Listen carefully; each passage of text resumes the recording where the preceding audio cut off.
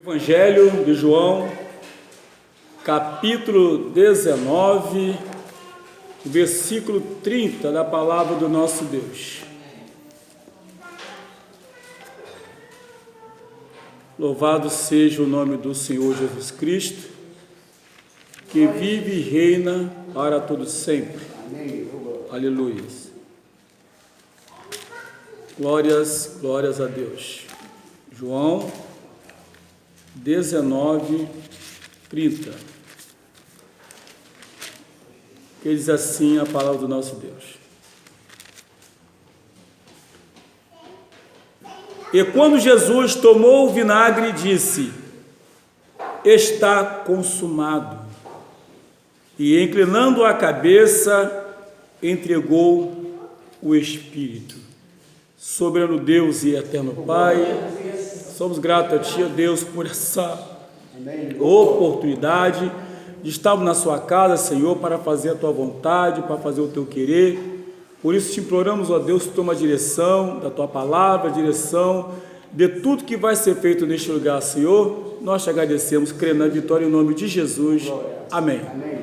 Meus amados irmãos, na verdade, nós sabemos que tem muita gente procurando meios para se justificar diante de Deus.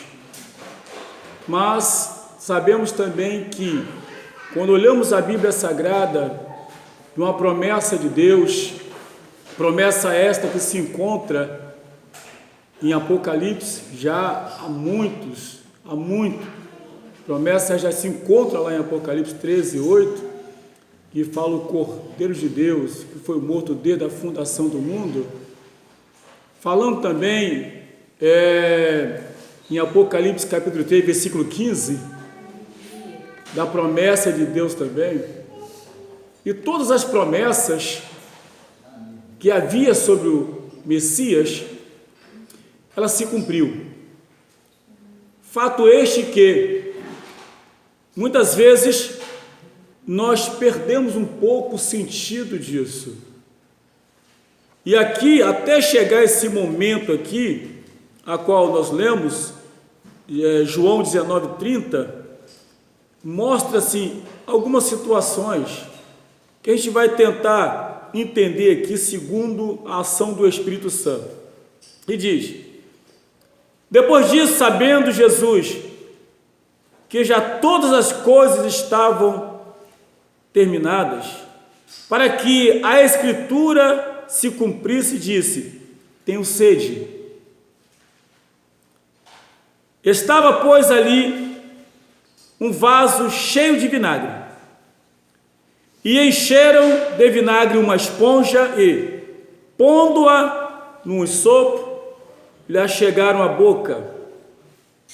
E, quando Jesus tomou o vinagre, disse: está consumado. E, inclinando a cabeça, entregou o Espírito. Meus irmãos, não há nada mais que precise fazer quando falamos acerca da salvação. Ou seja, o sangue de Jesus nos basta. O sangue de Jesus nos basta. Então não adianta, não precisa mais invencionice, ou qualquer uma outra invenção, ou criação, nem eu mesmo. O máximo que eu posso fazer, na verdade, é procurar ser fiel a Ele, é procurar ser fiel à Tua palavra. Mas até chegar a esse ponto, foram muitas coisas que aconteceram, irmãos. Muitas coisas aconteceram. Então não foi muito fácil isso, porque hoje para nós talvez seja fácil, quando lemos a palavra está consumado. Mas quando olhamos toda a história bíblica, todo o acontecimento desde o seu nascimento, nós vamos perceber que não foi uma simples obra. Primeiro, não foi uma simples obra, porque ninguém poderia fazer essa obra a não ser o próprio Senhor. Ninguém. Por mais que nós consideremos e respeitamos, e às vezes de alguma forma até admiramos, muitos homens de Deus do passado, profetas, são vários: Elias, Eliseu, Moisés, Samuel, Daniel, Ezequiel, Jeremias, Isaías, Amós, Oséias, Miqueias, todos esses foram homens valorosos. Mas a palavra de Deus nos fala em Apocalipse capítulo 5, que a partir do versículo 1, que o Senhor estava sentado no seu trono, no seu sublime trono, e à sua destra estava um rolo escrito por dentro e por fora e selado com 7 selos.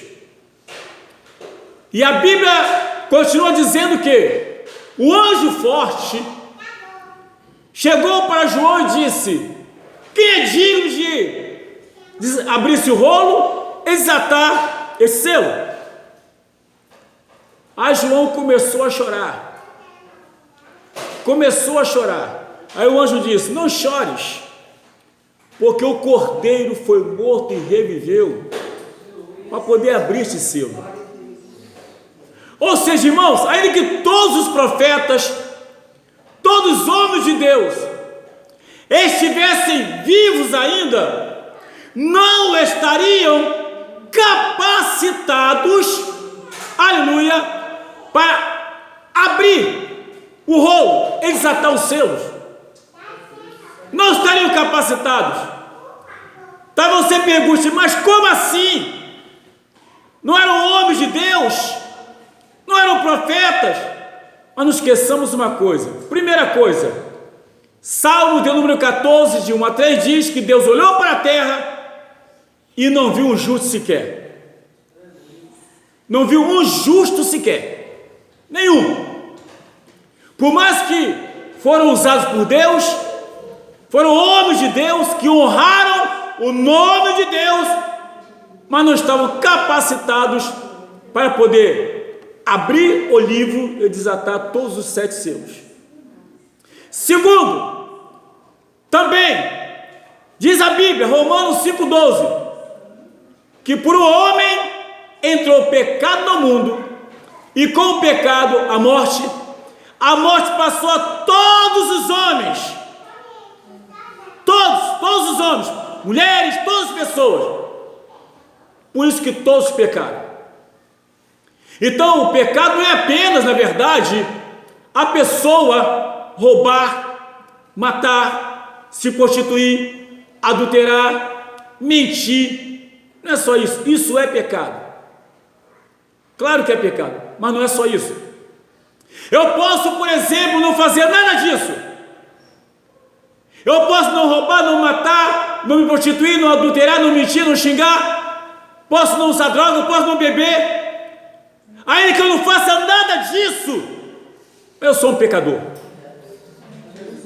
E como pecador, precisava de alguém que me remisse, alguém que pagasse o preço. Porque ainda que eu morresse, ou me entregasse, ou fizesse qualquer coisa, ainda não estaria em condições de salvar a mim mesmo.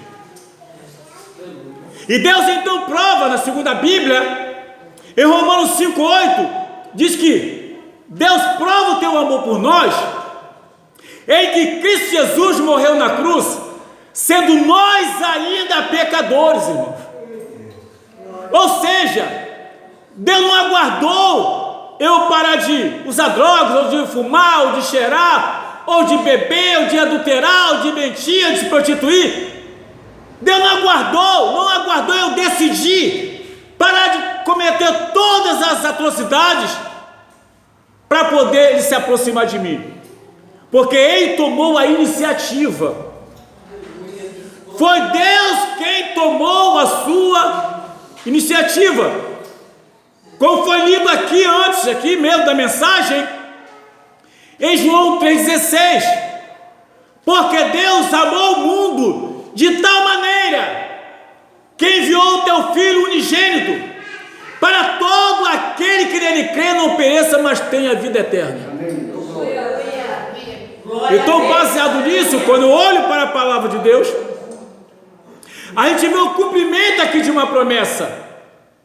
Agora, não foi fácil, meus amados, que desde o seu nascimento a perseguição começou. Teve que fugir para o Egito pela ordem de Deus, ainda neném, no colo.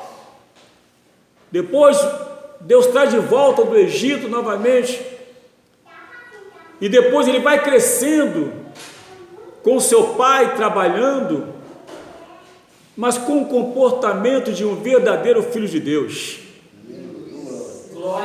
E foi crescendo, e foi crescendo, e foi crescendo, trabalhando com seus pais na oficina de marcenaria, na marcenaria, e fazendo o que deveria fazer. E depois que ele atingiu o tempo correto, em que ele foi passado pelas águas, aí você ouve aquela palavra maravilhosa, que quando ele foi passado pelas águas, e que o Espírito Santo, em forma de uma pomba, vinha sobre e dizia: este é meu filho em quem me comprazo. E ali começa o seu ministério de pregação, orientação, ensinamento, mas também de muito sofrimento, de muitas perseguições, de muitas ciladas. Foram várias situações, não foram poucas, de muitas covardias. E quando a gente olha, irmãos, estamos aqui hoje para a glória do nome de Jesus. Como diz em Efésios 2:8, que nós somos salvos pela graça, por meio da fé. Isso é dom de Deus, não vem do homem, para que ninguém se glorie. O se gloriar aqui é dizer: eu mereço a salvação. Nenhum de nós merecíamos. O se gloriar aqui é dizer: eu sou bom. Ninguém é bom senão o Pai. O próprio Jesus falou isso. Então ninguém merecia. Então, salvo pela graça, um amor assim que não dá para se explicar. Quem consegue explicar o amor de Deus? Você consegue explicar o amor do pai, que hoje, dia dos pais? Você consegue explicar o amor de mãe, o amor de um amigo, o amor de um irmão? Você consegue explicar isso? Mas o amor de Deus, você não consegue explicar. Ninguém consegue explicar. E aqui, a gente vê, depois de todo o processo, carregando no seu ombro aquela cruz pesada, ali já no chamado sprint final, e aí aquela cruz pesada tomando tombos, mas ele não desistiu. Ele não desistiu de mim e nem de você. Ele não desistiu de nós. Quantas vezes, meus irmãos, nós, por pequenas coisas, nós desistimos com muita facilidade. Mas a segunda Bíblia Sagrada, com tudo isso, ele não desistiu, levando aquela cruz pesadíssima, a cruz que era símbolo de maldição, e a maldição que estava sobre nós, porque todos nós nascemos debaixo da maldição do pecado. Todos nós. E aquela maldição estava na cruz, e a cruz estava no seu ombro, nas suas costas, onde ele foi carregando, tomando tomo, mas não desistiu, por amor a nós, por amor a mim, por amor a você. Só por isso aqui, irmãos, não precisava Deus nos dar mais nada. Não precisava Deus nos dar mais nada. Nada. Só essa atitude Só essa decisão, só essa obra já seria o suficiente. Mas muitas vezes nós queremos mais e desconsideramos, talvez de forma até involuntária, a obra vicária. Muitas vezes acontece até involuntariamente, não porque nós queremos, é porque às vezes nos falta compreensão para entender essa obra. Me falta compreensão para entender esse feito. Porque, irmãos, ainda que alguém seja um bom marido ou uma boa esposa, ainda que a pessoa seja um bom pai, se é aquela pessoa que tem um comportamento bonito, que agrada todo mundo, que paga todas as suas contas em dias, né, que não recebe cartinha em casa de cobrança, e que faz questão que dá esmola para lá e para cá, ainda que fizesse tudo bonitinho, certinho, mas o problema não é esse. A questão toda é porque todos pecaram e destituídos estavam da glória de Deus, como está em Romanos 3:23. Todos pecaram e destituídos estão da glória de Deus. Esse é que é o grande X da questão. E depois de todo esse processo, ele chega até o monte chamado Caveira, no Gólgota, e ali ele é pregado, irmãos. Ele foi pregado com mais 2 delinquentes, um de cada lado. Mas os 2 delinquentes haviam pecado, haviam errado. Mas Jesus não, mas se colocou em nosso lugar, no nosso lugar, e pegou toda a dívida, e pregou na cruz. Está pago.